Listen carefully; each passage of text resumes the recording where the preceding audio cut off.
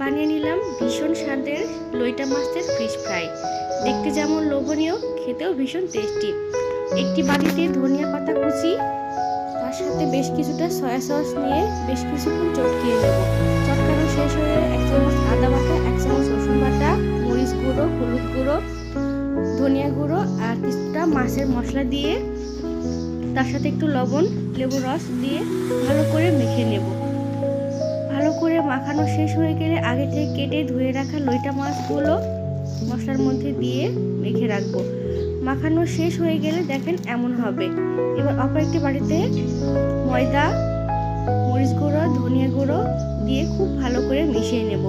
মেশানো শেষ হয়ে গেলে ওই যে মাছগুলোকে যে মেখে রেখেছিলাম সেই মাছগুলোকে ময়দার মধ্যে দিয়ে চেপে চেপে বেশ কিছুক্ষণ কোট করে নেব। এইভাবে কোট করে নেওয়ার পর এটা আপনারা চাইলে ডিপ ফ্রিজে 1 মাসের মতো সংরক্ষণ করতে পারবেন। এই যে দেখুন আমার একটা একটা করে সবগুলো মাছের কোটিং করা শেষ।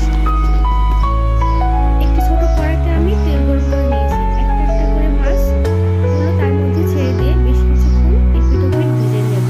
লো আঁচে ভাজলে এই মাছটা খুব বেশি ক্রিস্পি হয়, খেতেও টেস্টি হয়।